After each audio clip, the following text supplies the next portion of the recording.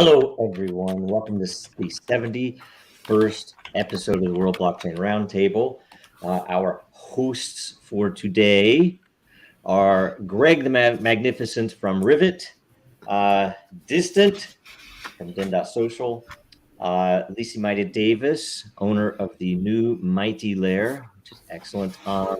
And I'm Joe, the Master of Ceremonies. We probably should change that title, right? We should probably switch that out or something. Founder, architect of Dragon Chain, and we hope that Satoshi Sean shows up if it's not too early in the day for him. And it's 10 o'clock there, right? I think. Let's see here. This week we have decentralized alternatives to YouTube, which should be pretty interesting, right? Quick update on the World Blockchain Roundtable layer ownership tokens NFT distribution from last week's episode. Each host from last week will receive 150 lot. Every topic contributor will receive 37 lot.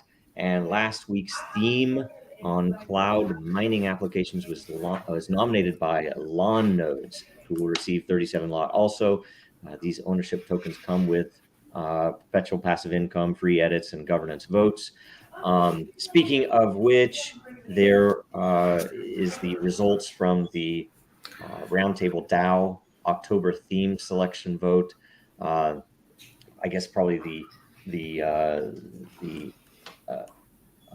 core of what we decide on the show is which topics to cover. So the winner and probably the most unique and creative and fun topic to date is wrong answers only. So that'll be very interesting and fun. You'll have to tell us that was not, I think proposed by Greg, right? Yep. I always love the Twitter threads that are based on wrong answers only, and I thought that would just be a fun thing to do on the show. Yes. Absurdity brings out truth, right? So, second week of October will be spooky blockchain stories. Whose was that? I can't remember. That was mine. That's what I thought. In hindsight, I don't even know what that means. So we're gonna have to be creative on that one. Maybe give some suggestions of our own in the reply section whenever that's posted. Yep. If anybody has any ideas on it was just October, so I was like, I don't know, something October related or Halloween. There are probably some things. I know some people that have gone through some spooky blockchain experiences. Personalized identity on blockchain will be the third. That's super interesting and valuable. And then the fourth is Web3 integrations, which is, great to keep up on these days. So the theme of this week is decentralized alternative to YouTube, nominated by Dragon Chain, Hodler. But before we get to that, or if there's any current events related to that, we should cover them here. We have a segment for current events. So how are you guys doing? What's going on in the world? What do you guys think? Well, I missed a hurricane. We just got better weather. I'm up in Gainesville, North Florida. So on Wednesday, yesterday, we were talking about how we're probably going to be I wasn't sure if I was going to be here today. So Hurricane Ian definitely was apparently top 5 hurricanes of, recent history, but it all hit, it slammed into, between Tampa and Cuba, got everything, Wow. So they absorbed all that energy, and up here in Gainesville, it's a nice day. It's breezy. The weather's cool for Florida. The dead leaves or dead limbs got shook out of the trees, so maintenance happened for us automatically. We actually got all the good parts. So that's what's going on in my world.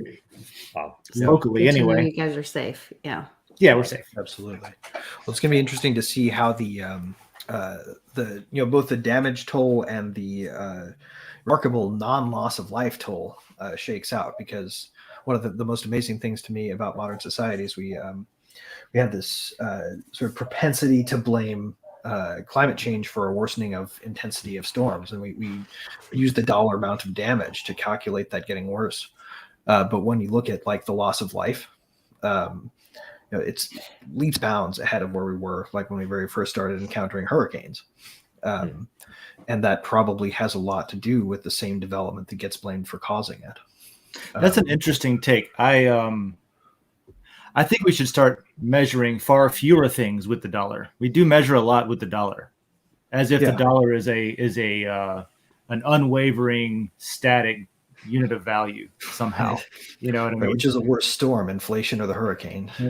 Well, unless you want to equate how many, if you could equate the dollars to how many lives lost, so you could equate the dollar to blood, and then equate the blood to effect. Sorry, that was maybe a They little actually do dark, that, though. They do those calculations. Really? You know, every time a new product is made, every time a new car is made, or when they find a glitch, like in a car or whatever, they do. There's a documentary even about it, like the cost of a life or something. Like, well, how many people is it going to kill? How many payouts are we going to I don't do even mean that side. versus retooling the factory. So, I mean, those calculations have been made in different situations. I think right storm there. damage should all be Yeah. normalized to actually meant- $13 personally.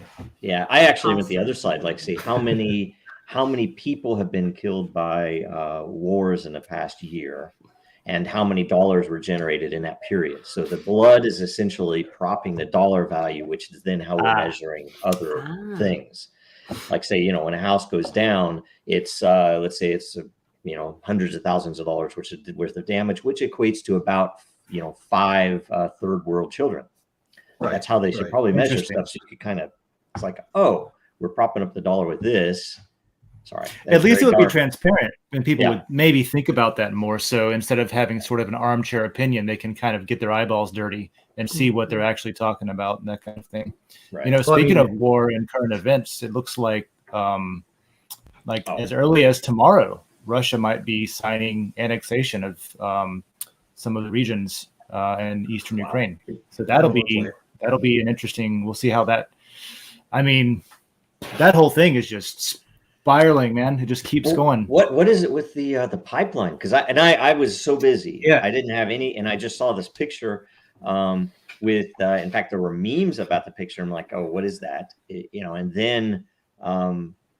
then I started saying, oh, that's the picture of the pipeline being destroyed.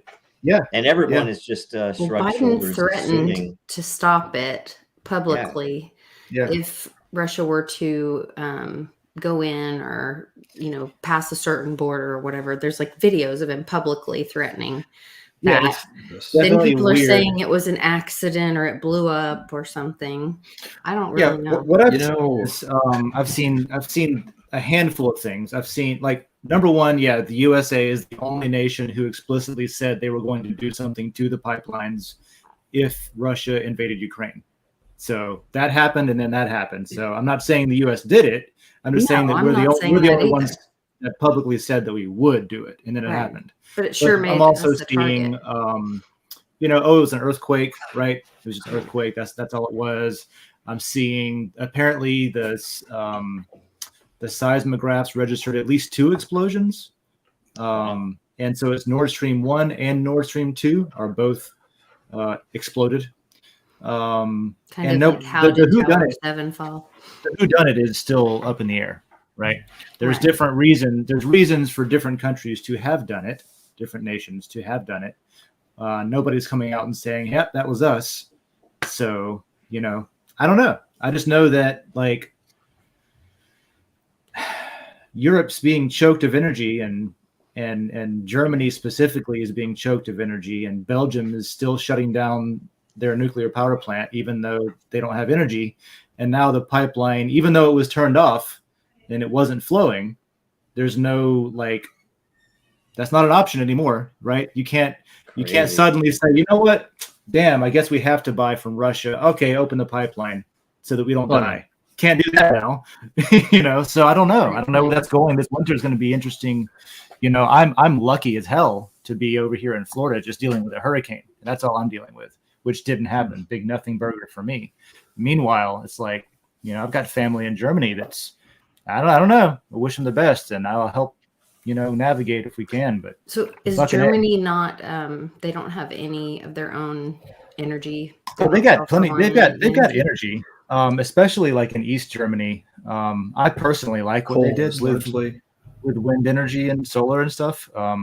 Like per household, there does seem to be, like, there's decentralization of energy as an effort.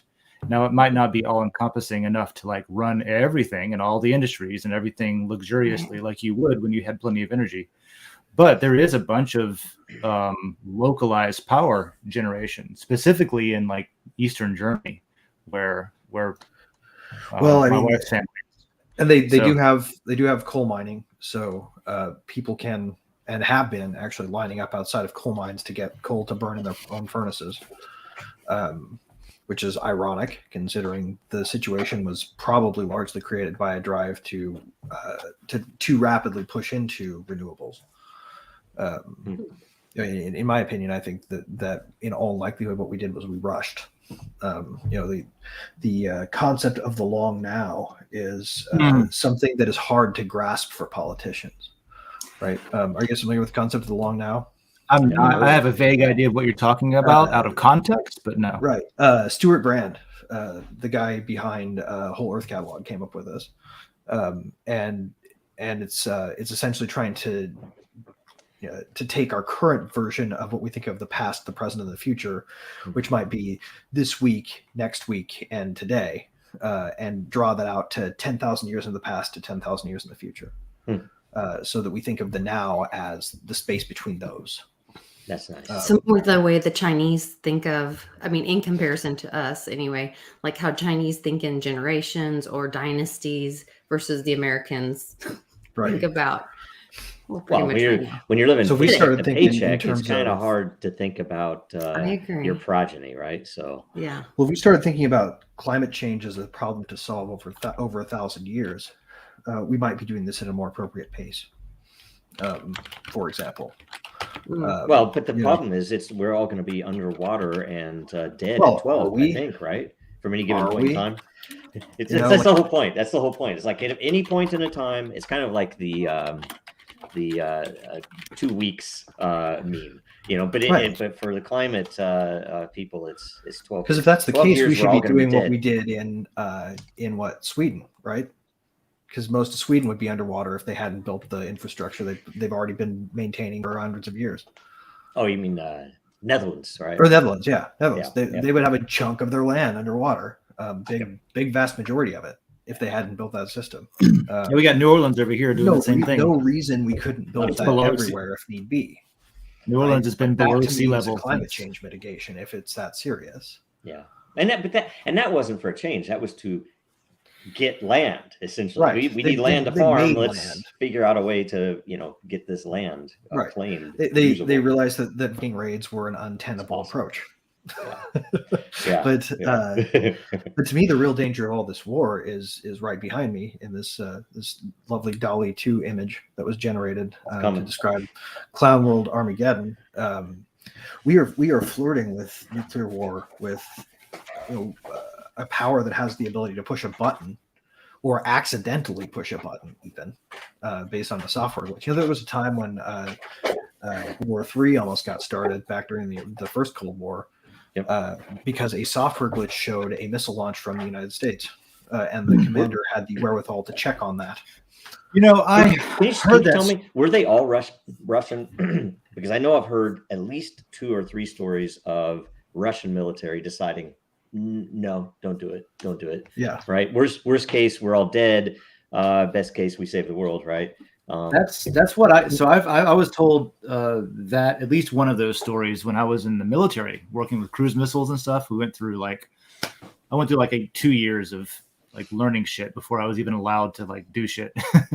But one of the things was like they're big on history, naval history, and that came up in one. I don't know if it was one of our lectures or classes or something, but yeah, it was a false alarm, and it was Russian. It was a Russian decision to not respond in kind, basically. Right. Like every indication was that, there was a nuclear launch from the U.S. heading towards Russia, and it was an ICBM, and it was the thing that textbook, by the book, they should have responded in hand. Launch, But it was just one, right? Yeah. And so that was what was weird about it. Why would they just send one? That makes no sense at all. So he was like, pump the brakes. I think what we were told was that I'm sure the phone moon got ringing in the White House, We were told it was the moon. It was what it really was. It was something about atmospheric conditions and the way the moon was situated, like rising over something like that, made some sort of radar thing match up with the computer's idea of what an ICBM should look like. Oh, yeah. Yeah. Well, I mean, and that's... that's the risk we face when those systems are on high alert, which they, prior to 1991, I think, they were always on high alert. And now we live in that world again because of, frankly, a war that we could have prevented and not provoked to begin with. This is the reason that I'm so I'm so hardcore about proof systems and truth and blockchain and things like that, is because we're operating on the cusp of human annihilation based on human fallibility. Like, the decisions we make are based on someone's opinion down the line somewhere. It's like someone's judgment call to be like, I think I believe this is the right data. Right. Yeah, And people have forgotten that me concrete saying can melt, and it happens to melt when you launch these things. Think about that. People don't know the horror of it anymore. Back to the Nord Stream thing, even me saying what the media is pushing out there is, oh, here's Biden making another stupid statement of, well, threatening, and then this thing happens. Well, aren't we the obvious target then? But then it's well, doesn't that then make it couldn't have been us then? You know what I mean? Not unless it was a false flag. Yeah, it gets complicated. Razor, though. Yeah. So what is the most likely? It's most likely state, and it's especially if there were two, and especially it's not like ISIS has subs. But how do you destroy? Couldn't it be the enemy of my enemy is my friend thing? And how do you destroy the two most powerful powers in the world? If you want to be the most powerful power, well, you get them to fight with each other. Yeah. And if one guy starts threatening somebody. If one guy starts, you'll rule the radioactive rubble for the next 10,000 years. Right? I mean, which is actually within the realm of crazy our elites have. They think they'll survive a nuclear war. But see, if you think about that, then the elites are controlling all of those nations anyway. So true. It's almost like the two political parties. It's the same party, and are any of these nations actually different? Maybe they're a few different factions, but they're all controlled by the same people. So, what's really the difference? It's oh, Britain did. I was no. Oh, the U.S. Oh, no, China. Oh, wait, Israel did. Oh, no, they're all the same. Doesn't really matter. It's a state.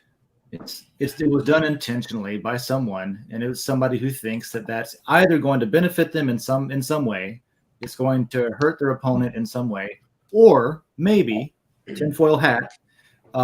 It helps to give a pretext or a pretense for something that the public is supposed to swallow and not, look at every major world conflict in the past couple of hundred years, and they all were set up for pretense. You look at the Spanish-American War, you look at World War II. We know now all of that stuff was okay, we need to let Japan attack us so that we can get in. Right. This is what I was so pissed off about whenever I was, I joined the Navy because I joined the Navy in 2003 was when I went to boot camp. Right. So I joined because of all the bullshit that was put out about why we were going in, especially with Iraq, stuff like that. It's oh, damn, they got weapons of mass destruction. We got to go take care of that. Right. They're showing little vials in Congress. Look at this shit right here. And all of it was fake. All of it was bullshit, just so that we would get on board as a public, get on board with going to take their oil, basically. We hired a PR firm, secure that supply line of energy, basically. there was a and other stuff. Lies. But none of it had to do with they got weapons of mass destruction. They didn't have shit. They had some old broke down equipment that they could take satellite pictures of and say, oh, look, here's why we're going in. Meanwhile, it's not about that at all. And I figured that out, and I got pissed, and I left. And so it's sort of you see the sausage getting made, and it's like Neo waking up from the Matrix, and you're vomiting on the floor and stuff. Yeah. No. That's why we need more transparency. Because if people knew what bureaucrats and government employees did during their work hours when they're making at least 150% what the same skills would make in the non-public sector, people would be pissed. People would just be, it's pissed enough to finally end all of that stuff. right? It's like, okay, no, you're not going to get that funding. No, you're not going to tax us for that. No, you're not going to do that anymore, right? But people don't get it. People don't know it, and it's so easy with the media to throw them this. Oh, it's Patriots. This is the Patriot Act, guys. It's called the Patriot Act. It's right. It's literally if the act is named something that encourages you to like it, then you probably know you're on a bad track. This is the for the Inflation Reduction Act, man. Inflation Reduction. How about that? Yes, like they should have called it. They should have called it the IRS Armament Act. That would have been more honest. I watched a documentary last night of Colonel Provy, Provy or Provy, UVY. I'm not sure. He was coming out of Korea. I think he's in World War II. He's telling the stories of he was in the Army. They moved him to the Air Force. It's 2 hours long. I think I found it on YouTube. I'll send you guys the link. But he goes through and he starts telling how, like, we were flying here and going there and we, moving these guys in and out. And I had the cushy airplane. And so, when we got over here, we were paying these guys, and we opened the big chests and we're paying some of these guys with dollar bills. And then we got over here and we were paying them with little white packets. Huh. And they were shipping the heroin. The military was paying people off. I mean, that's what we were doing, is we were moving it around. Yeah. And when you understand like what's happening behind the scenes, I think that's what the people, the story behind the scene, the story, not that the media is pushing forward, not the parade, but what's happening in the car with JFK. People would be shocked. Yeah. And that's kind of what his whole story is. It's pretty incredible. We definitely, I don't know, we had a lot of heroin on our ship for a while just because we were doing a lot of piracy interdiction down around Somalia, but we dumped that shit in the ocean. So I don't know. I haven't personally seen that in my time. What we would do is we'd have like burlap sacks full of drugs and shit, and we would take enough. He was also talking about like Mena, Arkansas, which that's where like my friend from high school went to prison for that. So that movie American Made, where Tom Cruise says they're kicking bales out in Louisiana. That's not Louisiana. That's over Arkansas and Oklahoma. Yeah. Well, different part of the world for me, but yeah, we kept enough to prosecute whatever you needed for like the maximum sentence for evidence. We'd keep that, and then we would just dump everything else in the ocean. And all those poor fish were just high as fuck. Yeah. Fish were having a party. Everything's so mellow. And hash floats, people. Don't try to escape by dumping your hash overboard because those bricks float. Get weight up if you do. But if you need an escape, you can tie yourself to them and float. Wow. Yeah, there you go. That's actually true. Apparently an emergency flotation device. But apparently, I've not looked into it, but I guess it is a pretty much a known thing, accepted as fact that all of the poppy and all the rest of that was just used as some type of economic effort. It could have been a security. I mean, it might have been. Everything is a security. It depends on who's profiting from it. That's really the underlying determination of whether it's a security or not. Yeah. Is if the wrong people make money, then it's a security. If the company's worth less than 200 million, I heard that's part of that could be a part of the issue. Right. The problem is if it helps create more people who qualify for the elite. Then it's a security that needs to be suppressed. But if it's restricted to the elite, then Dave shared an epic video on Den Social yesterday. Oh yeah. I remember seeing it, but it was kind of taken with a potato quality camera that somebody put up on Twitter. So I went and found. It's interesting. You can see there's a whole course, MIT Open Courseware, with Gary Gensler, Professor Gary Gensler, teaching cryptocurrency and blockchain.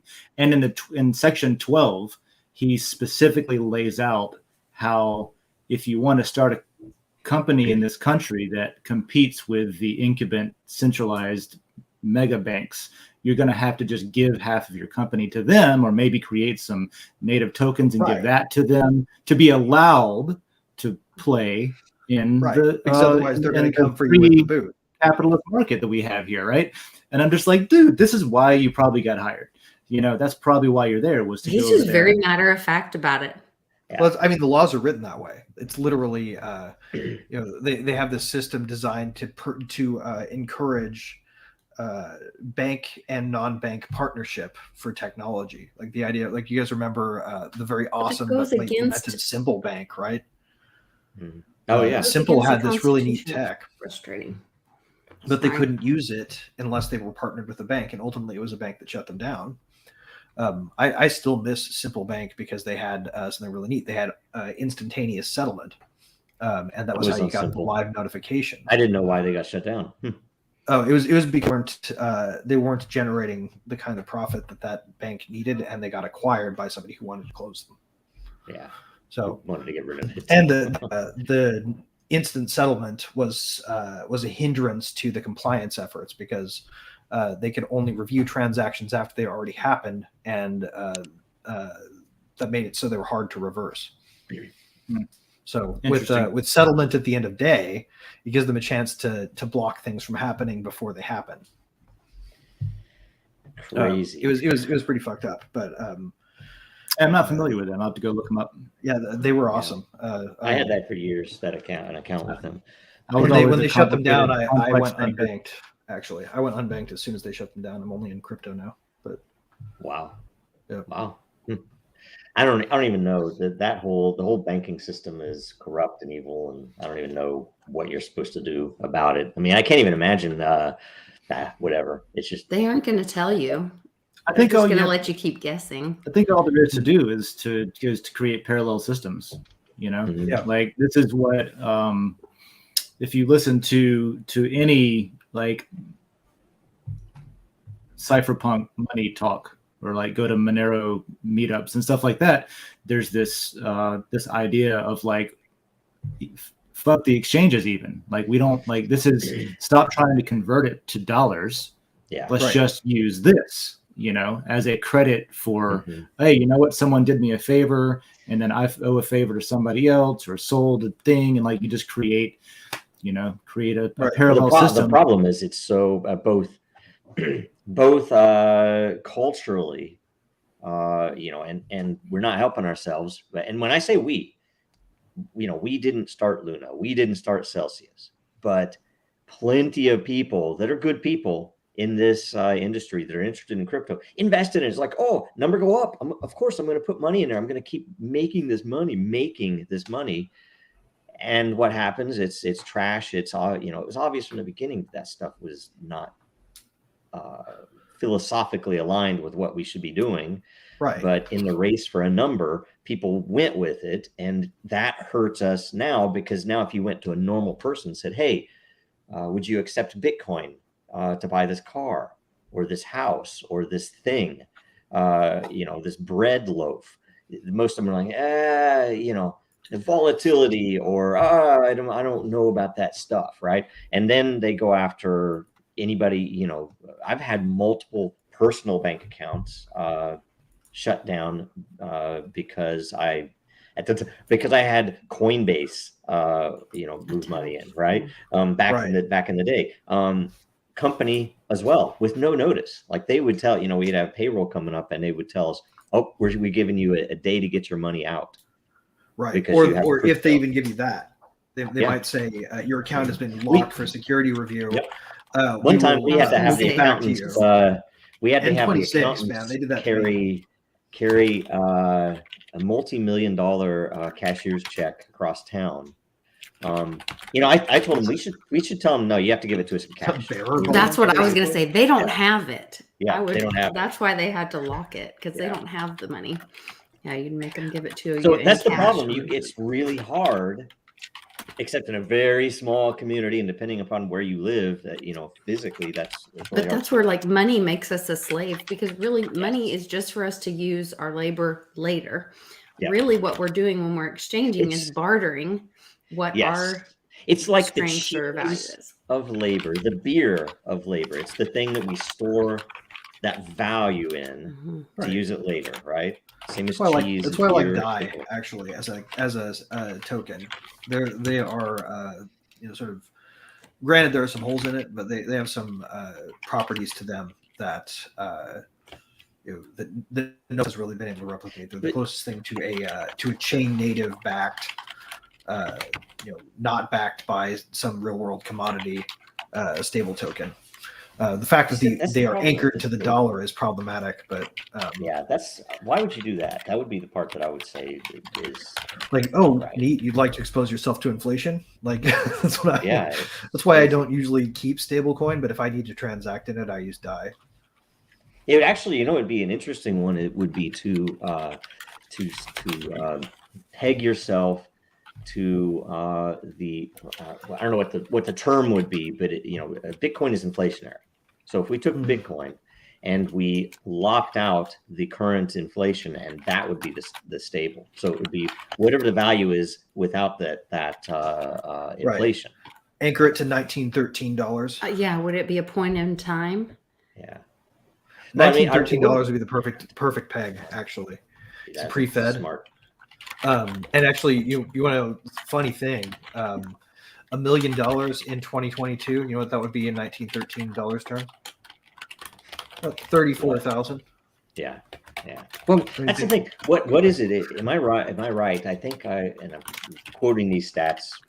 I don't remember the details, but if I'm not incorrect, it was maybe in the 30s or the 40s that it wouldn't have been whatever it was. Maybe it was the 50s or 60s that you could buy 6 houses on a yearly salary, right? If you didn't do anything else. When I talked to my dad about how much he had like a GTO that he totaled, so he went and got another one. And I'm like, how do you afford a new muscle car? Like it was like $6,000. Like it was a lot back then, but it was like it was achievable, right? That kind of thing. You save your money, you could buy stuff. And a house, you could actually save your money, and without a mortgage, actually buy your house, which is crazy. From a Sears catalog sometimes, and they right. And when you take that millions and you play other games with it. By the way, I'm on American Institute for Economic Research's cost of living calculator, which is a really fun thing to play with. You set the top year to 2022 and the bottom year to 1913. You can find out what things cost back then. So let's say we wanted to get a $50,000 Tesla in 1913 because they exist back then. $1,700 because I love Teslas.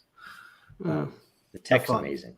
They're really fun to drive. The tech car outpaces every other car. I love them. That's why we live in a consumer society. It's loud and consumes a lot of gasoline. That's why we live in a consumer society, because everybody gets to pick what they like. That's why I like capitalism. Ideally, may your battery not explode and fire in the Target parking lot. For that reason, BMW gas tanks explode at a higher rate than Tesla batteries. Before I'd ever driven a Tesla, I was very interested because they were using Linux. And because Detroit didn't want me to be able to buy one, essentially. So I was like, But where do you think you get the electricity? I don't care. Burn the coal. I'm not doing this for environmentalism. I like it because the car. You just like the tech. I put a coal burner in front of the car. It's fast. You put the coal burner in the tank, in the back end, and the battery in the front. I don't give a shit about that. I give a shit about the tech. I'm all about the self-driving and the 0 to 60 in under 3 seconds. Yeah. Okay. Yeah. That's what I like. I like that. That's, I think, what they should be marketing. Yeah, you got to get to that stoplight first. Yeah. Instead of raising their self-righteous flag or their virtue signaling to sell their car. I drove one in a Turo once, man. I drove a Turo once. It was a Model 3 or a Tesla Model 3 Performance Edition. And you can get that thing up to like 120 by the edge of the on-ramp. And you were at 70 miles an hour. Have you driven an Audi R8? The Audi R8 is not as fast, actually. Oh. No, the acceleration is like the acceleration is bad. Yeah, I had a Maserati with a Ferrari engine in it years ago, and when I drove the Tesla, it put it to shame. The Tesla was, and it wasn't even a special Tesla. It wasn't like the Performance crazy edition ones that they make. like the it plaid was just one, a man. normal one. Like it was nuts. So anyway, it's like a rocket. We should go to Interesting. questions, right? Yeah, we should. Okay. Oh shit! There was one more current events thing that I forgot to mention.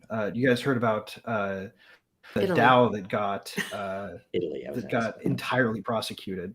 Like they actually Oh, anybody yes. who voted in this DAO. What's the latest on that? Because they were saying that they were looking for someone to respond or something. Because if nobody responded, they published a notice in this really weird way, and none of the DAO members responded.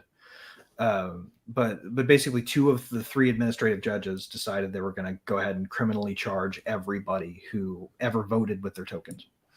Wow. Yeah. So now they're trying to track. No, it's an administrative law judge. So let's keep this in mind. This is going to go to the actual court and probably get shot the fuck down. But because it's Who's paying to prosecute this or pursue this? Like, what's CFTC. the benefit of this? I'm going to start asking when are people going to get fed up with this crap and say, wait a minute, just because you're a lawyer doesn't mean that you can do that, right? Who's picking these winners and losers, Huh. Right. Well, and the dissent says the quiet part out loud and says basically like, obviously we're doing this because we're opposed to the notion that you can structure a system that evades our regulatory rules.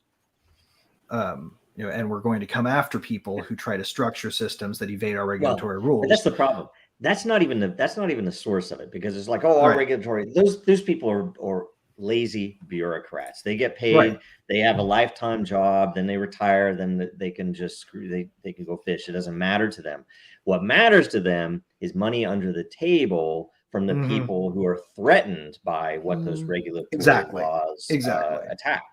So, but they're driving business overseas, is what they're doing. Yeah, absolutely. So you have China paying off a lot of them. You have the VCs paying off a lot of them. You have the banks paying off a lot of them, and you have corporate world, not even corporate America, paying off a lot of them in various ways. Just like Joe Biden selling the oil reserves to China, the company that Hunter has in why do you think they gave that money?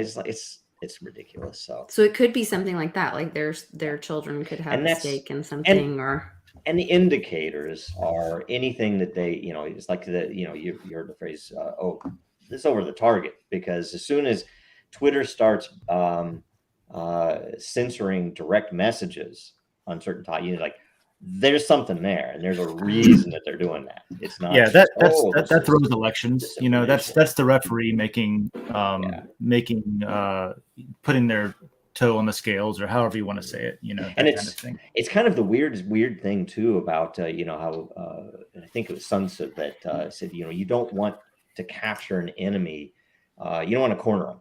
Always leave them a way out, because the two things, they won't fight as hard knowing they have a way to survive, and which way that is, that you can attack it if you need to on their retreat. That this is much worse, because unlike cornering a wild animal, which is obviously dangerous, you're cornering people who have a freaking ton of power, and when they get scared, who knows, right? That's really, really scary. So they'll destroy trillions of dollars of value in the crypto world just because it might affect their margins in the banks. So, right. Anyway. Well, because they don't make money off of that. They make money off the transactions.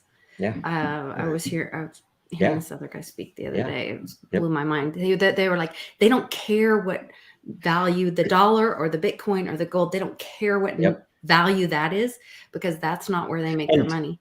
They make their money on it moving. Yep. And if you look at it, and on access, because the VCs and all the rich people that are accredited investors have access to early investments of sure things. It's like, we know this is going to go 100x, whatever.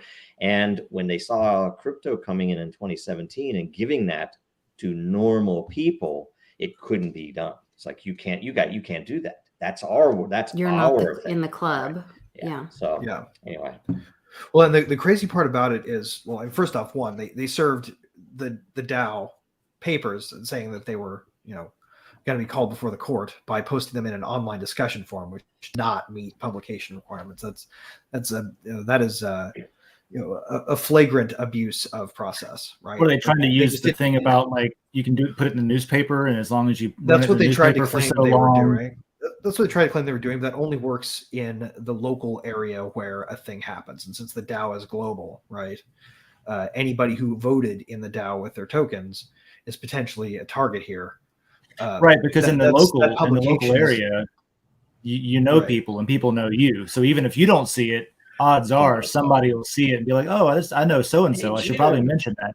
But in a DAO, in a structure where nobody really knows each other, that doesn't work. Right. Well, and whether or not it's effective is beyond the point. It's beside the point. The question or the question of whether it's problematic has to do with, did the rules authorize them to publish this way? And the point of fact is no. That's just not in the rules. And this is, of course, an enforcement action designed to say that they offered an unlicensed derivative. So they're trying to say that governance tokens are unlicensed derivatives, which is just bullshit. By the way, which DAO was it, and what was its actual purpose? It's called UkiDAO. It was called UkiDAO, and it's, I don't know if you remember the BZX project.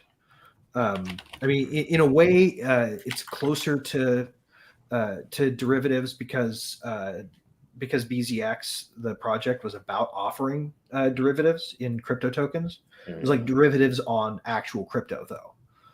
A way to short ETH, or a way to short DAI, or a way to short whatever, right? Yeah. But I mean, I know the guys behind the Tom Bean and Kyle Kistner have been building this project since like 2018, 2017. These are good people, who are just trying to build a new world outside of the old system, and they're kind of idealists about it. But but this DAO having liability applied to everybody who's ever voted with their token, that's just preposterous. It doesn't make any sense, and it's got to get overturned in court. And the fact that the CFTC is acting like this is more what's flabbergasting to me, because they're allegedly. That's why you can't. It's like, oh, they should have it to the SEC. It's like, oh, it's like, no, they're all the same. The CFTC is no better than where the money's coming. Yeah. We need an entire rethink of the regulatory architecture, and it needs to not include the old guard removal. Agreed. We don't need to rethink it. We need to remove it. And it's like there are occasions where you might need something, but geez, do we regulate software? Do we regulate? We shouldn't. They're trying to. Yeah. They're trying. Tokens should be treated like consumer products. I'm sorry, they should be. Yes. Free market can regulate that. Question 1 from Jacob Wayne, my favorite denizen. Do any of y'all actually watch content or on Odysee or other blockchain video platforms, and how would you compare it to YouTube? The most decentralized video platforms I've come across have been on Hive's blockchain, but I found that I upload my videos to all the blockchain video platforms I've come across, but I never watch content. I always end up coming back to YouTube to watch stuff. Yeah, that's true. The YouTube UX is really, really, really refined, right? And they've spent a lot of time and a lot of money on refining that UX. So it's very easy to slip into a pattern of watching them, especially if you watch them before they got evil, right? But you have to make a concerted effort. It's about taking the time to, maybe after you watch it on YouTube, be like, okay, I'm also going to go at least give this a thumbs up on the other platform. Or even better, I'm going to make a concerted effort to watch the next video I watch on the other platform. You got to build new habits. That's what I would say. Yeah. I was going to say, I watch stuff on YouTube that I can watch on YouTube, but there are things I seek out that I know I cannot find on YouTube, that I'll find on Rumble or BitChute. A lot of Uncle Cliff's videos are on BitChute. But there's a frustration in using those platforms. Even myself, I stream to Rumble because of a lot of my content is not welcome on YouTube. But I'll go to BitChute to find Uncle Cliff's but BitChute is like terrible you can't stream to it. You can only upload and it takes forever. And so it's like Greg said, YouTube has it's the easiest to use. It's the easiest to stream to. It has the audience there. Like on my channel, I have a great community with a great live chat. So like you want to go where the people are too, where the audience is, and where you're going to be able to chat with the other people. And so there is just that draw and that's where we're trying to build.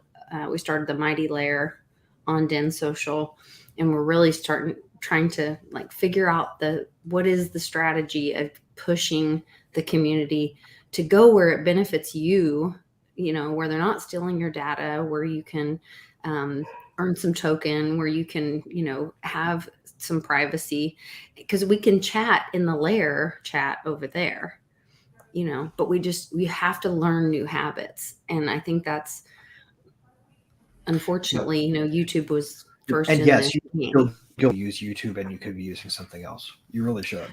Yeah. Like that. We need not to let ourselves off the hook.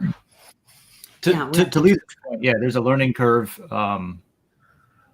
I don't know how long it's going to take for me to stop saying that we're still so early, but there's a learning curve with everything that's new, especially if it doesn't just copy and paste something from what people already know, right? So like there's a lot of things that just like copy what people are familiar with because people are familiar with it. And so especially something that's entirely new is going to have a learning curve to it. To Jacob Wayne's question, I've watched some of your content on Odysee. You play Sandbox a lot, and you upload those videos on there. And that's probably the most Sandbox experience I've gotten. I've never really played it. I've just watched some videos and stuff. But I watch Odysee stuff when it's like, admittedly, it's usually somebody that also streams on YouTube. I just choose to watch it on Odysee. Like Oxen has their content uploaded to Odysee now, and they are a blockchain company. So I just feel like, well, why not use the blockchain stuff to watch the blockchain stuff? But Lisa's right. People are on YouTube, and Jacob Wayne's right. YouTube's had so much integration time with everyone's life that people are there. And like, I've got a Samsung Smart TV with a CIA listening device on it, and it has the YouTube app already there, and I can just bring up YouTube on my TV. I don't have to go to my computer or look it up on my phone or something, right? So I don't have in all the variety of places that I consume content, YouTube's basically in all of them. And the other platforms aren't yet. Yep, absolutely.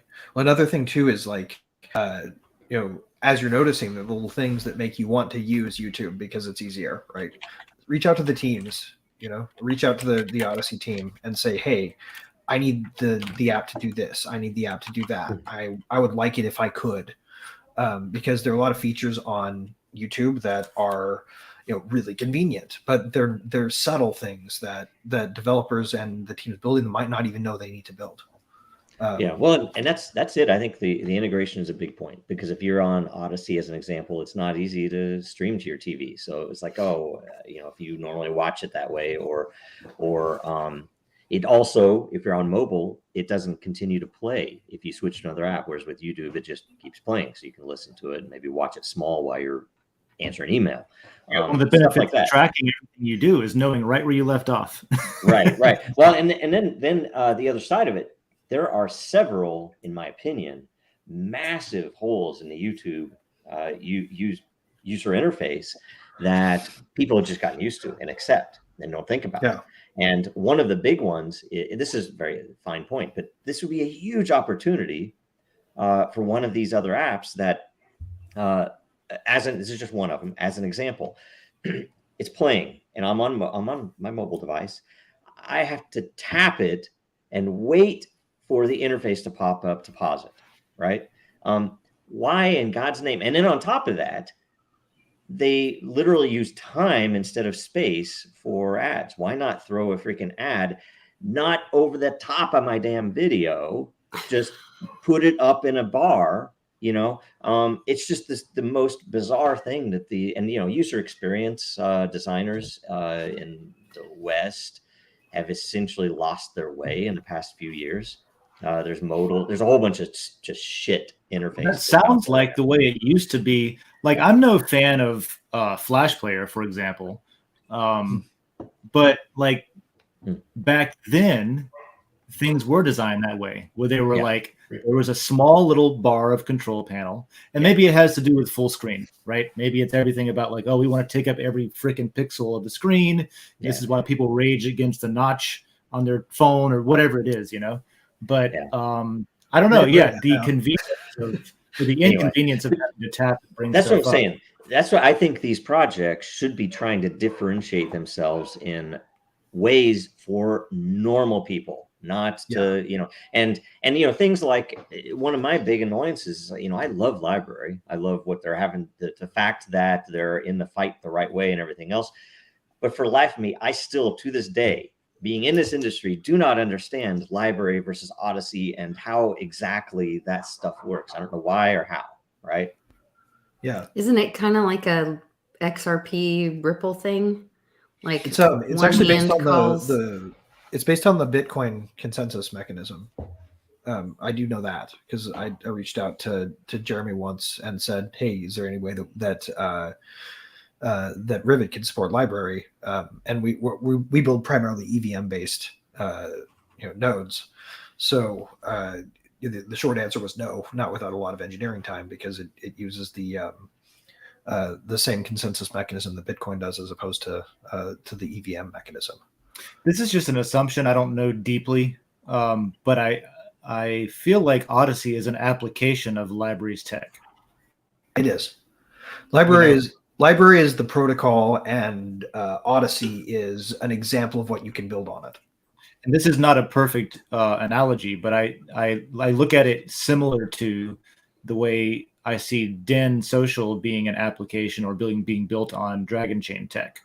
Right. Where it uses the same thing under the hood. It's using the same thing, but Odysee is organizing it in a way that it's an application. It's an app, and it's organized and packaged in a way that can pass App Store and Google Play Store rules, right? Like, so that you can't, like, technically on library you can access way more than just video content, and way more than just the kind of video content that they allow you to see on Odysee.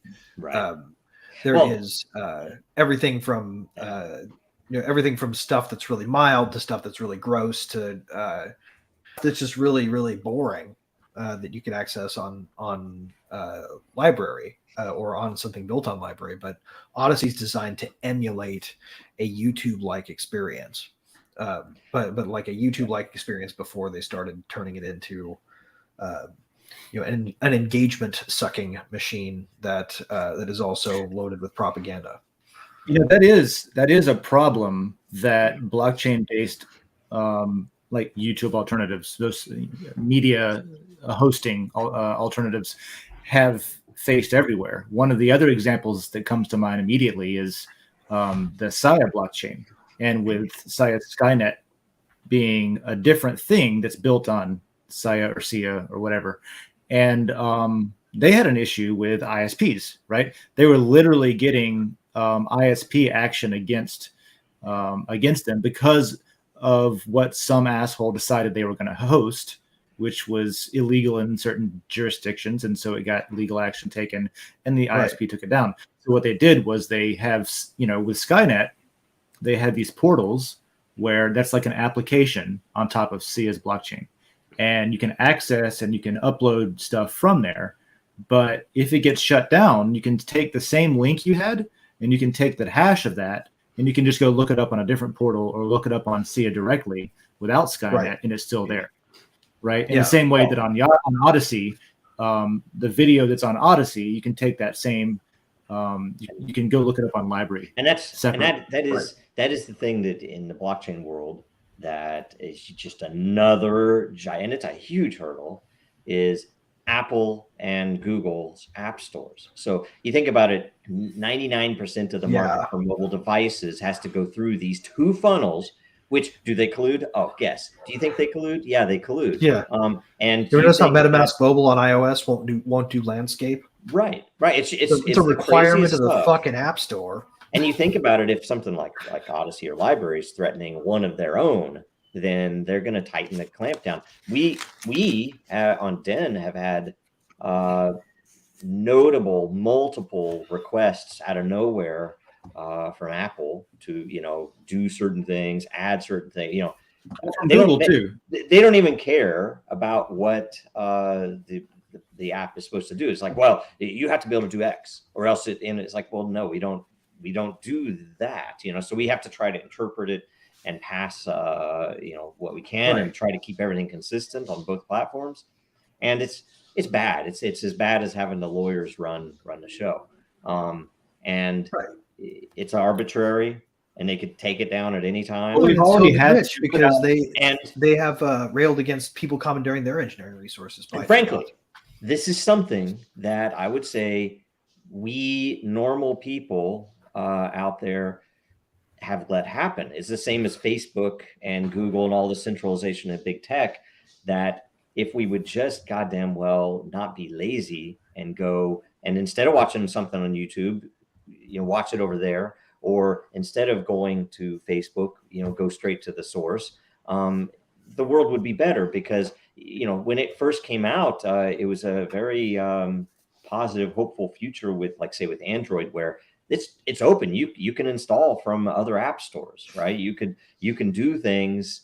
You have to be careful. You know what surprised me, Joe, that I didn't expect, or everyone. Android Foundation doesn't certify you as Android if you do certain kinds of forking. I was gonna say, you have to gamify that experience to encourage people to do that, and then do it over and over and over again to get that muscle memory. That's what Dave's helping me do with our. It is whatever, but you have to call it, but you can't call it Android if you change it somehow in certain ways. Yeah. It isn't necessarily about being lazy either. Something that kind of it depresses me a little bit, but I realized after a while was I didn't expect the computer literacy to be on a bell curve, right? And what I mean by that is, there's older people on one side of it, and there's younger people on the other side of it, and right in the middle are people that know how to use computers, it seems like, right? I thought that younger people were going to be more computer literate, not less, but it seems like the UX designers, like Joe was talking about, or something about the way we package everything into this, people look at an app on a phone, and that you hit the button and then you hit that, and that's how it works. There's no thought put into how it works. How does this actually magic happen? What's it actually sending? Those of us who live through the trend do it are the ones who know how to use it. And there are people masquerading as blockchain experts today and selling their consultancy services who think that way. They look out on the surface and they know how it works. They're very smart about their computer literate. They know how it works, but they don't know how it works. They don't understand how it works. So they're not lazy. They're just not. They don't understand it. Well, to me, one of the deadliest things we can do as a people who are working on developing a new technology is try to attain mass adoption by hiding all of the workings. That's what they did with credit cards. Exactly. Nobody knows how a credit card works. That's the funniest thing in the world too. Oh, your grandma would understand crypto. She understands money. She understands money works. And it's like, they don't even understand how money works. About how money works. Yeah. Nobody understands how money stuff, man. We can learn. Zara in chat says younger people are which is yeah. I learned that with Den. With the adoption of Den was not until we get an app. A lot of times was literally what people told me was everything works beautifully on the website, but I can't use it unless there's an app. Not until you dumb it down. And it's not about dumbing down; it's about packaging it a certain way, right? Right, and also making sure there's no native cryptocurrency wallet in it. Because app stores and the app store won't allow that shit. Yeah, and the app has to adhere to different. It can't be everything that it is. The real full version of Den is Den.social, and then the version that we're allowed to put in the app stores are in the app stores. That's what we have to do. Right? Yeah. Right, but it's hobbled. It's not the full experience, right? And you have to develop it like that. I think that's probably true of Odysee too. Is it? I'm one. I mean, I've run it on desktop, and it's actually I really like the way it works on desktop. Just it's like running torrent or something. Okay. Oh yeah, it's great. From Hyperion Frequency, Hype Freak. It's the best short. Hype it up. Question. I'm wondering why we should even entertain the idea of cross-platform blockchaining this early in the game. Yes, when it comes to decentralized video audio uploading to the web.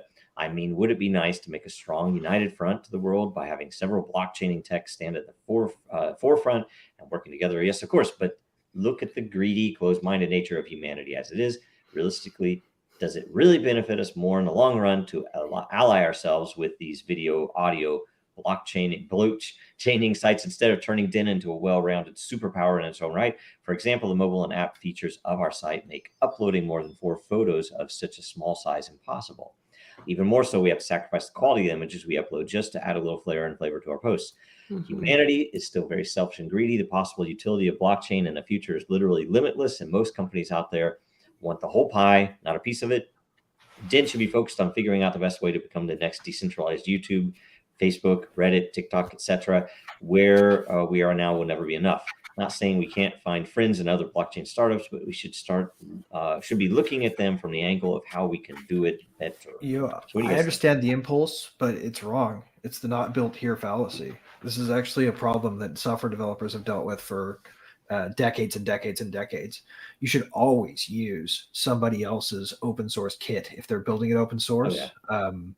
Maybe you build it and deploy it on your own platform, but our strength is our federation, right? It's not so much copy. I do agree. Right. It's like I'm all about integration. If there's already a toolkit, if there's already a platform that is usable, that meets the need, you should consider and most likely use it. The preponderance of evidence against its use is what should be required. You should pretty much just use it unless you can't.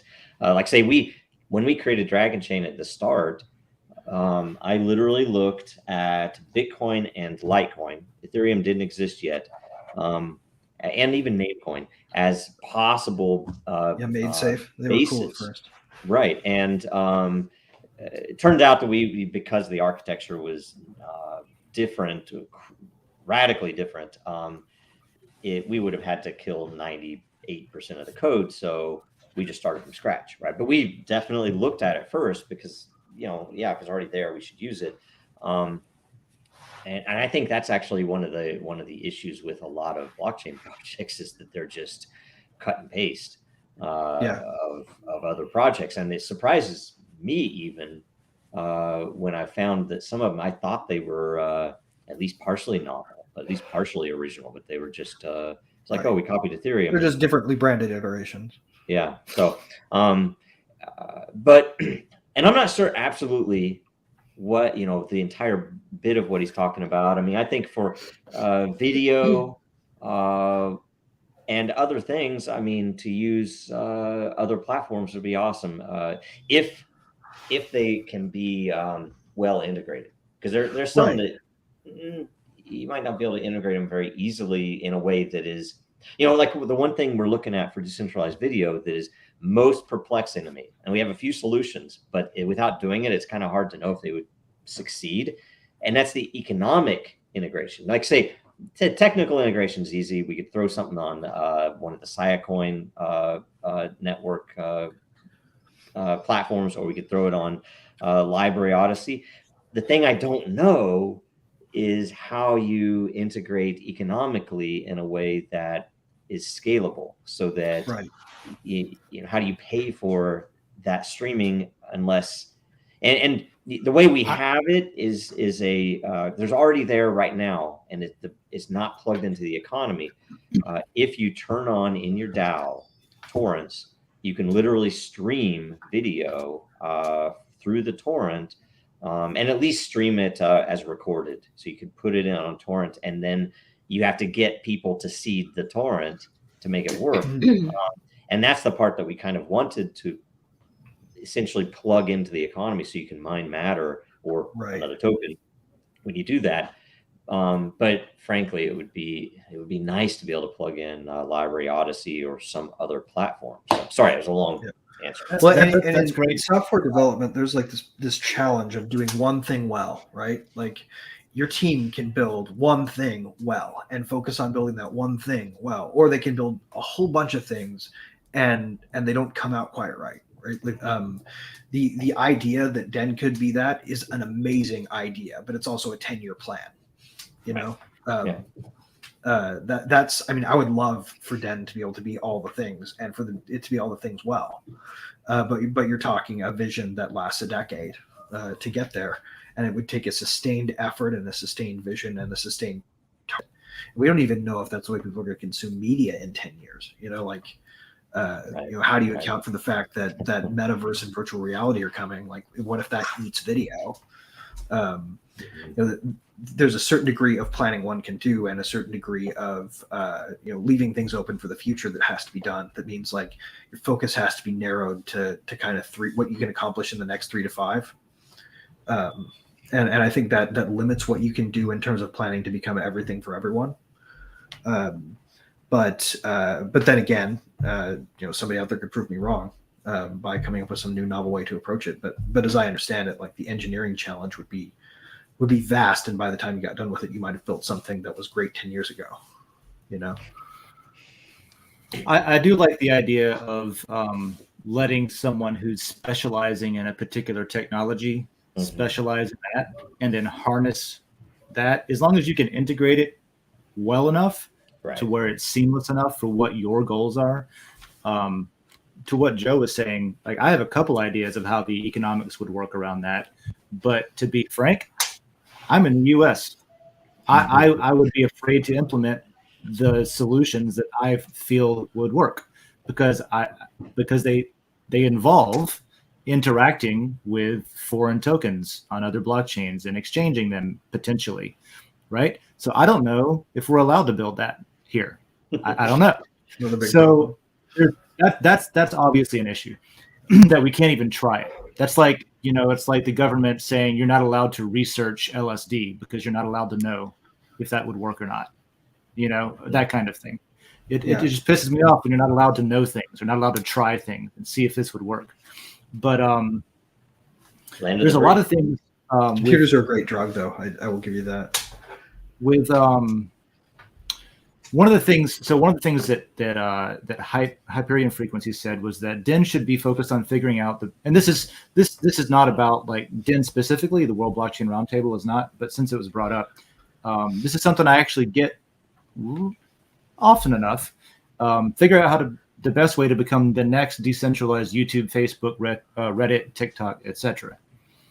A really good friend of mine, like he sees Den as trying to be Reddit, right? And a lot of people, I'll explain Den to people and I'll use Reddit as an example because there's like up and down buttons, you can vote on stuff, and it's like a forum, and you have subreddits versus layers, you know, there's some organizational similarities.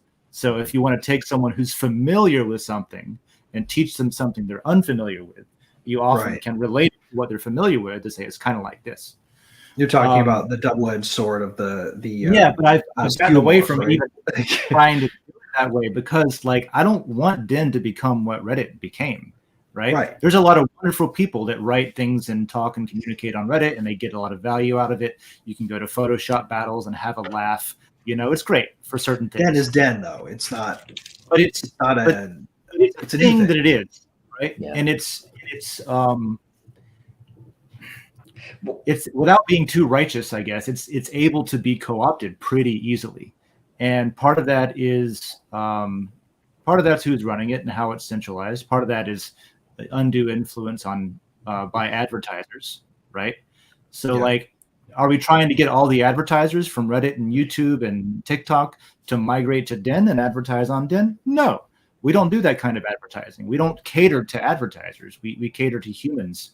Anyway, it's a different thing, I think, that we're trying to do is my only point there. Well, and something useful to know is, and I'll tell you the two sides of it. I'll tell you the effect first, that Reddit, it's interesting because, it's happened multiple times, and it's happened to other like Dig, it happened to several others where the corporate side of it changed the picture, pulled the rug from the users, right? Right. Condé Nast Reddit destroyed Reddit. Right. And so, and that's with millions of users, right?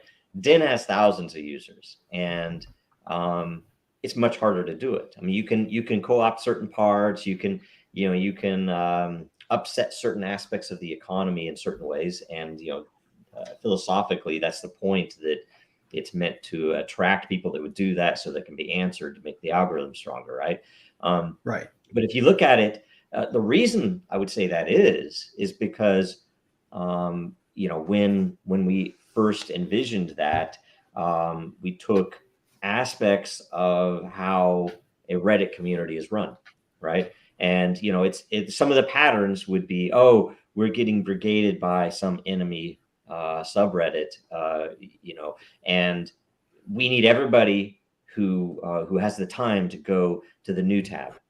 Don't go to the trending tab where you're seeing all the good stuff. Go to the new tab and help us evaluate up, down, the good and bad stuff, the stuff from the shills. We need to identify the bad guys so we can kick them out and whatever, ban them and all that stuff.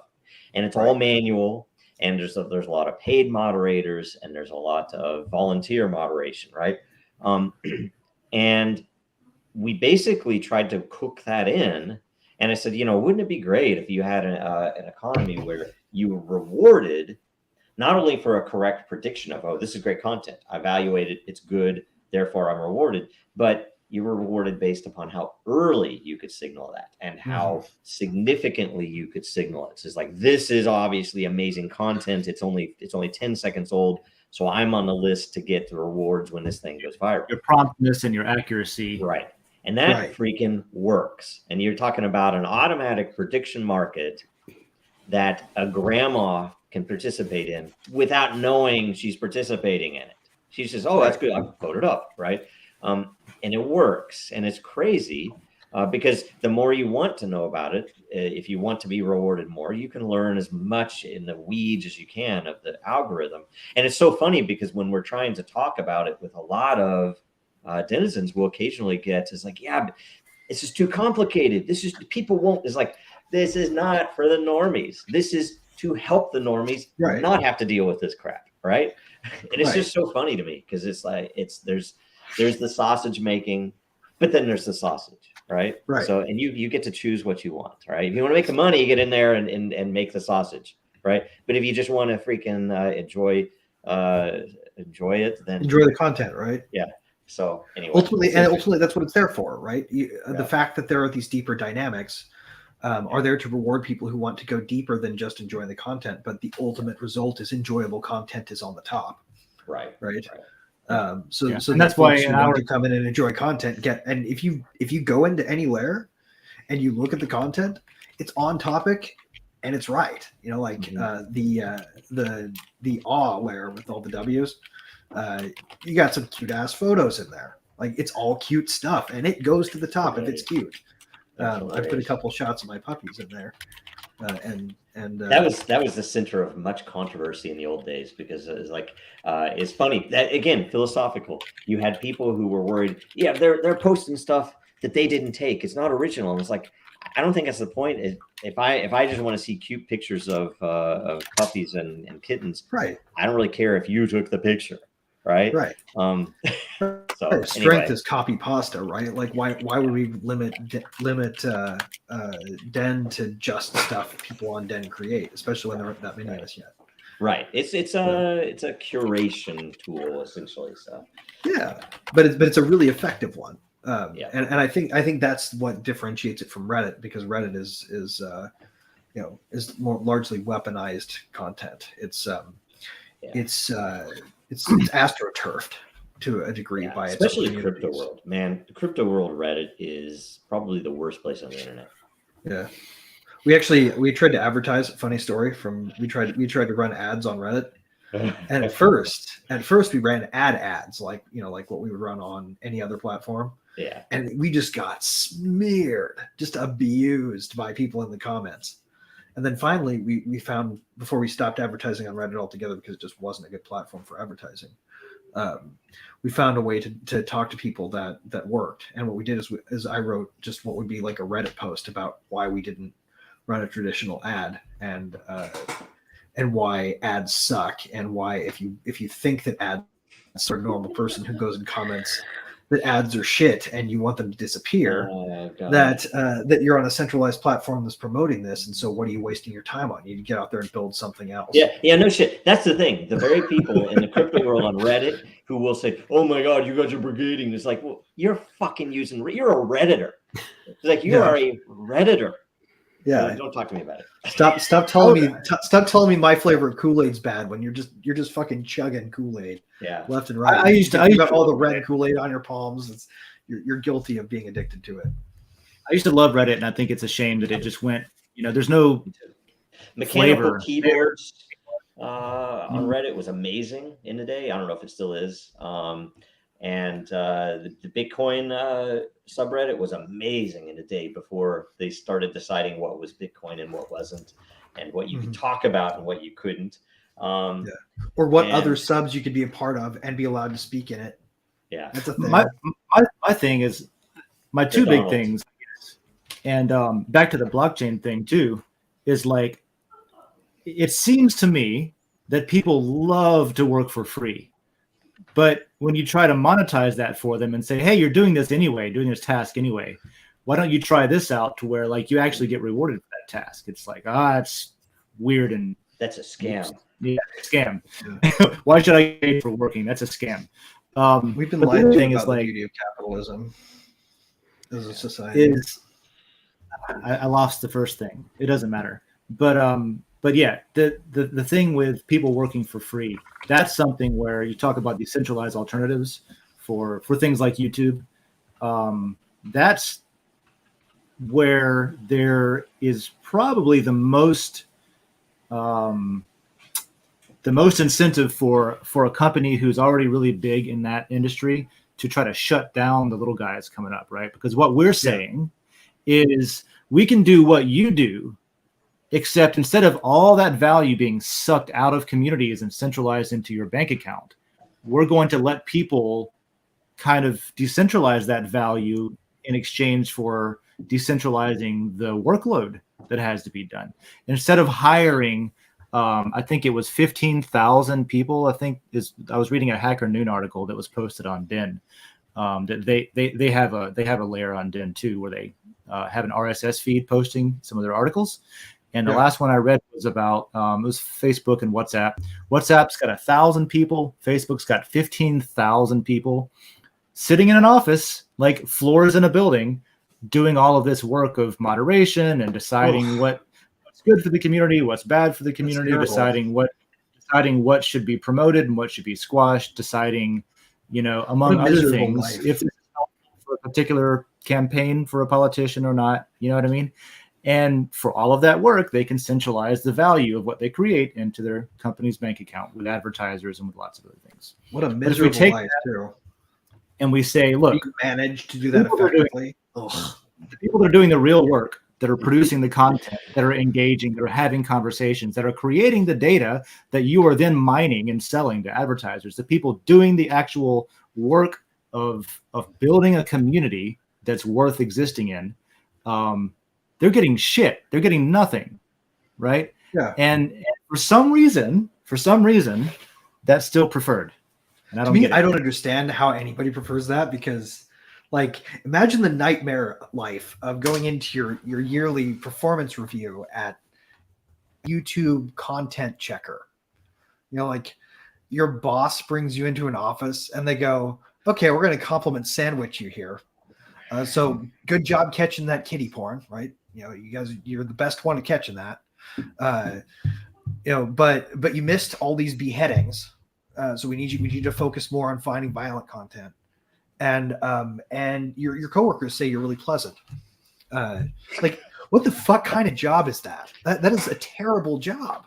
Nobody wants that gig. It's something that it's like, it reminds me of that South Park episode where Butters had to curate Eric Cartman's social media comments. And it's like any episode centralizing featuring that butter is a good is episode. a human moral hazard. Like, we shouldn't centralize that. It forces people to live in toxicity constantly. We should share that. That should be a shared load.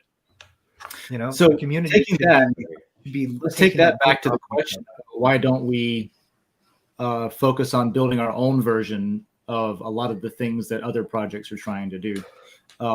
Is that not further centralization?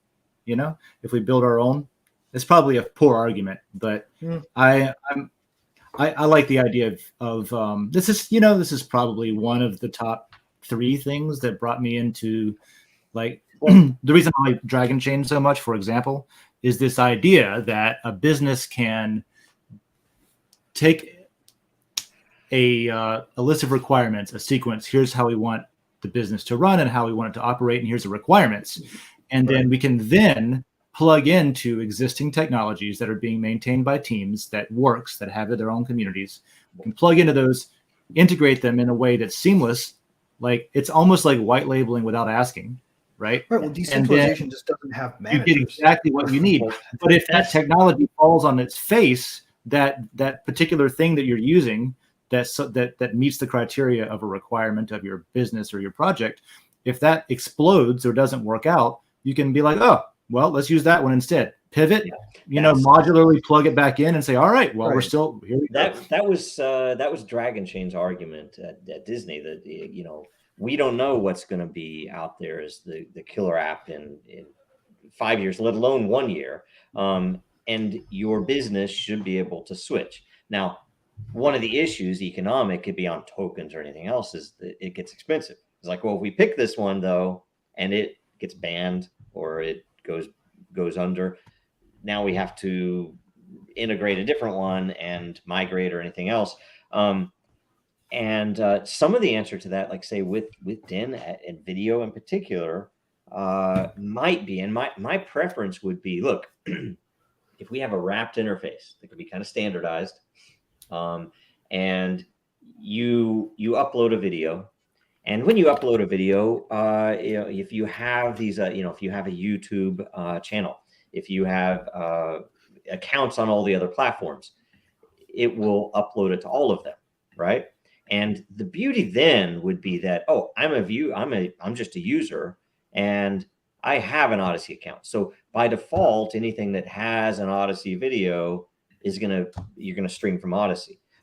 If it's BitChute, or if it's Vimeo, or if it's YouTube, then that's the default. But if it's not there, I can click on a different one, right? And say, oh, that one's not, or maybe it's slow streaming. That's a great idea.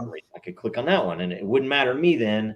And that way you can promote the use of a broader variety, so we're not all stuck. Right. And the community could then select a hierarchy and a vote, right? Yeah. Yes. Which platforms do we want to promote? Is it going to be, like, my favorite right now that nobody's talking about is, have you guys heard of Rockfin? I've heard of that. I've not. Rock, amazing. Oh my God. Really? These guys have the greatest set of creators. They have Unlimited Hangout is on there. They have, I mean, it doesn't matter your politics, left or right. You can see extremists. You can see fucking conspiracy theorists. You can see all of it. You can also see some really smart people like Paul Joseph Watson has his Prison Planet podcast there. And he does these awesome, like, hour and a half interviews with people who are talking about sort of, all the stuff that Paul Joseph Watson always talks about. Like, it's an incredible freaking decentralized platform. How do they not shut down? It's all token based. What is it? Yeah, they've got a token. They've got tokenomics they're building into it, but I don't think that it's shut down yet. It's not a security. It's how are they doing this? You can stream directly to them. They're under the radar. They're under the radar at this point. I would bet. Just to see how they make content. I have heard of them, never looked into them at all. So yeah, it's a super cool platform. The Ray token stands for right to access. I remember you talking about that once, and I looked into it briefly. I've also looked into stuff like there's one called DTube that's operational. Yeah, that one's, I've used that. Pilled. Pilled is one of them.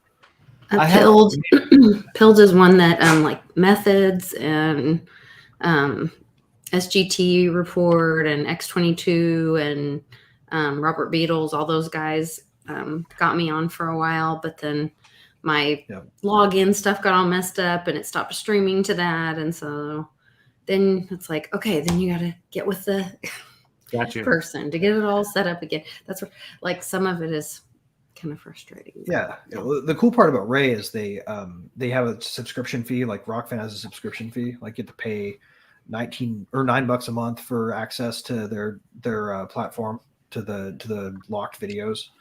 But so that payment supports the value of the token. So this is like a Curiosity Stream or whatever that network's called, or Brilliant, right? This episode is brought to you by Brilliant, where you can sign up and you basically pay a subscription fee to access that network, but it's not blockchain or anything. It's worth mentioning too, any of these platforms who want to get a competitive edge against an incumbent who is too big to fail or whatever the thing is, could implement beneficial blockchain-based tools on their platform after the fact. Like if they exist, they already have a community and stuff like that. Yeah. And they're like, I really wish we had a way to do X, or I really wish we had a way to do X better. Then you could bolt on solutions that were blockchain-based solutions to that stuff. Right. A Rumble DAO would be a really cool way to move it to a community governance model, for example. I think that would be cool. Yeah, when this stuff matures more, I wouldn't be surprised to see everything go that way. The same way that people never thought that people would, use a credit card on the internet. People will never do that. Or that'll never be a thing. I think eventually this becomes the way, just de facto. Yep. Yeah, we still have that plan too for Den to have what would be essentially a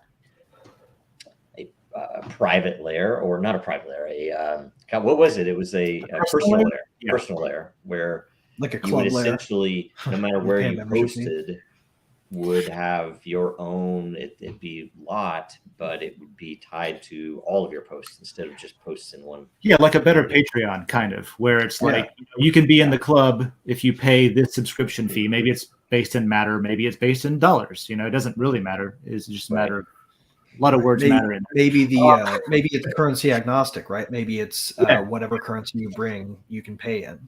Yeah. Right. But that would be a way to have like an exclusive Patreon style club, while also somewhat automating the rewards to your community for that. They would objectively get more out of it by signing up right off. And it would incentivize creators to put exclusive content there.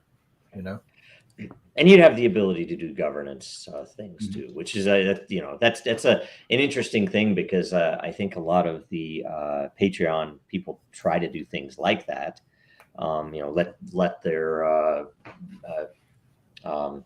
Let their members participate. But if you have that already built as a DAO, you can say, hey, what would you like to see next on And it doesn't have to be like that. As I said in chat, I think the future is hybrid. It doesn't have to be that you stop doing the things that are currently working for you.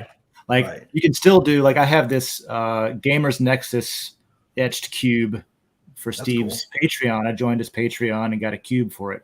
Like you can still do that stuff. You don't have to get away from the cool shit you do.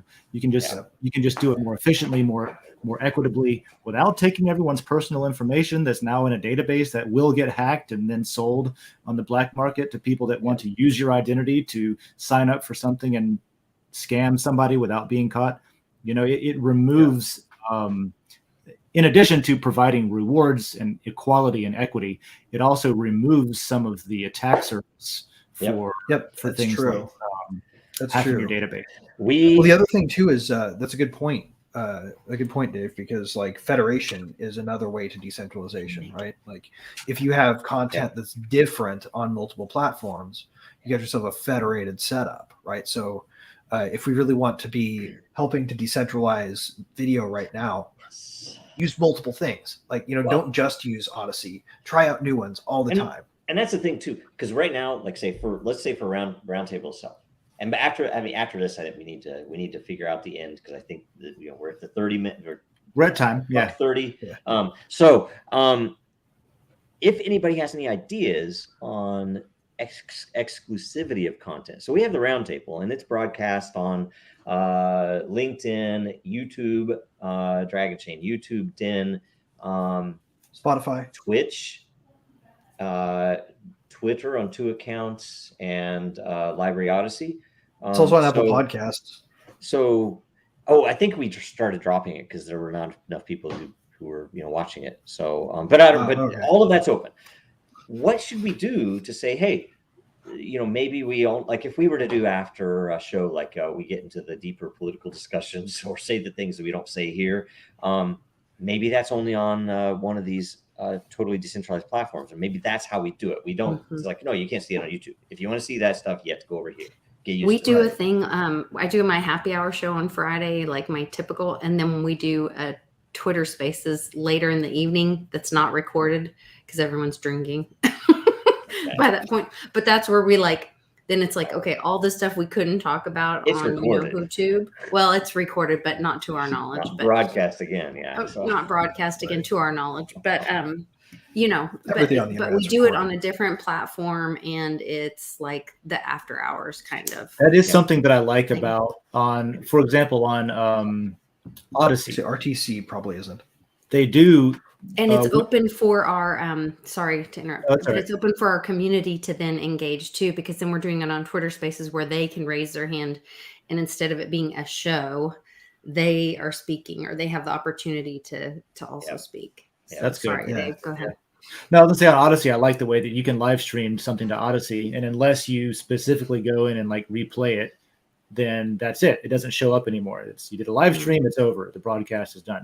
You can go back in and save it and publish it if you want. But the Twitter Spaces thing is good too, where with the interaction, raising your hand, things like that. I wouldn't be against doing an after show kind of thing. It's just a matter of if we would have to probably figure out the time that everybody has available for that, of course. But yeah, good idea, Joe. I'd be down. I'd be totally down.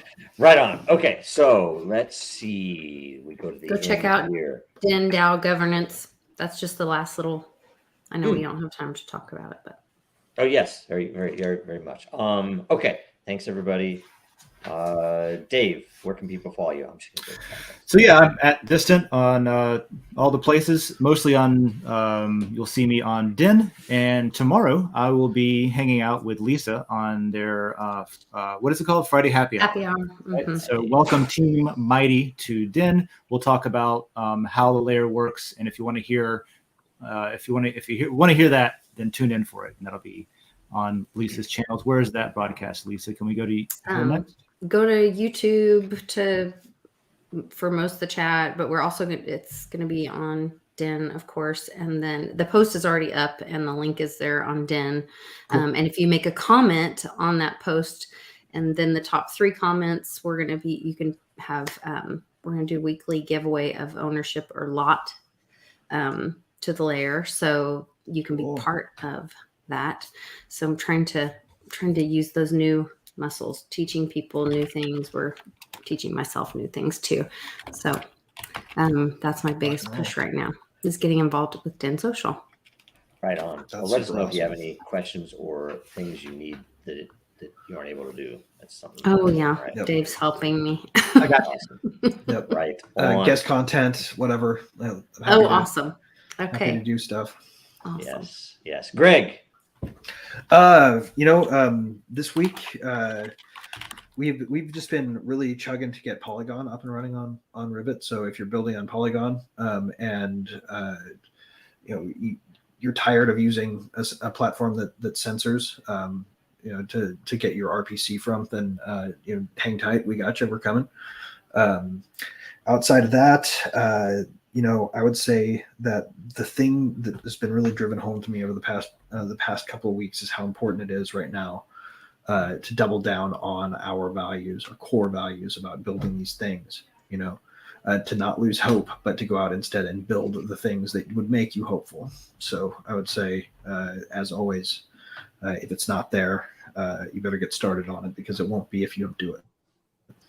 Yeah, don't limit yourself. That's good. And Lisa, I didn't actually ask. You gave an update, right? because I think it just kind of flowed naturally. Yeah, I was just I'm really trying to focus on the Den social and building community there, because I think that benefits I have, like I said, a really lively live chat on my show, and I wanted the community to benefit. And so when I found Den social and what we can do over there, I'm like, come on, guys, come with me and let's build together. To Greg's point, like, when we're all feeling this happening in the world right now, we're seeing little glimmers of hope, like Georgia getting elected in Italy, and seeing those kind of good things happening in the world.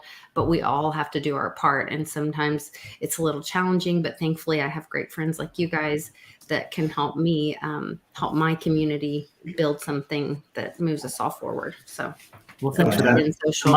Join the Mighty Lair. Yes. Yeah, the Mighty Lair is going to be a really cool clubhouse for asynchronous communications. Yes. Yeah, make sure you subscribe to it. I'm subscribed. If you need me for anything, you let me know on any of those. I'll do whatever. All right. I'm picking your brain after this. I have a question. Right on. Okay. So, and next time we'll broadcast it on Odysee, right? So, not this time. Sure. Okay. Anyway, let's see here. For me, watch all the stuff. A lot of it's on Twitter between Stephen Huber and Deaton and Digital Asset Investor, I think is the other account. And I tried to retweet it, but the stuff that is coming out is absurd. I mean, they've found that the SEC purposely did not disclose certain meetings that they had when they were, told to. And it's just like too much of it is just like, oh my gosh, it's almost a cartoon how ridiculously obvious it is that the corruption is there, and it's pretty disgusting, Meanwhile, at the fucking Legion of Doom, man. Yeah, pitchforks need to be coming out soon. But anyway, so watch that stuff. We might be having something with the SEC case coming out at some point. We, going through the process, and we have a lot of stuff that we're building out right now. That there are at least a couple of dates coming up before the end of the year that some of the stuff might be out. And that's probably it. I missed my 5 minutes. I didn't get the bonus, sadly. That's all right.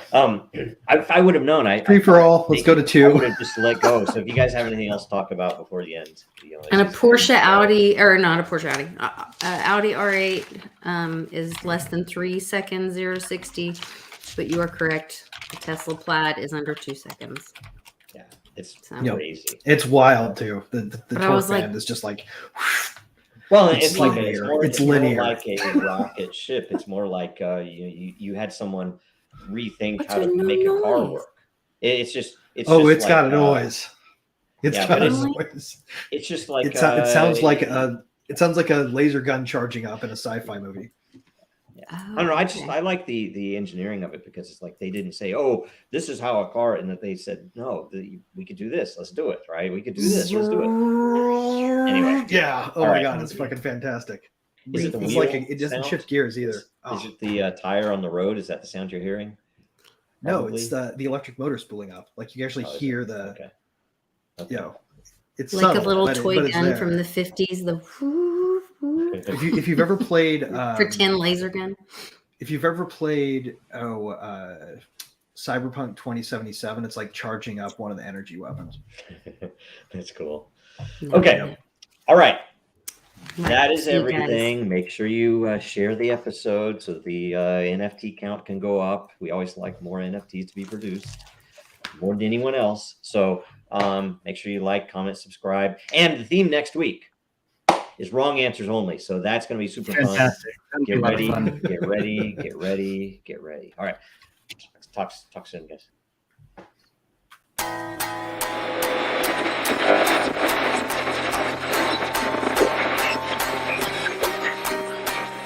Adiós.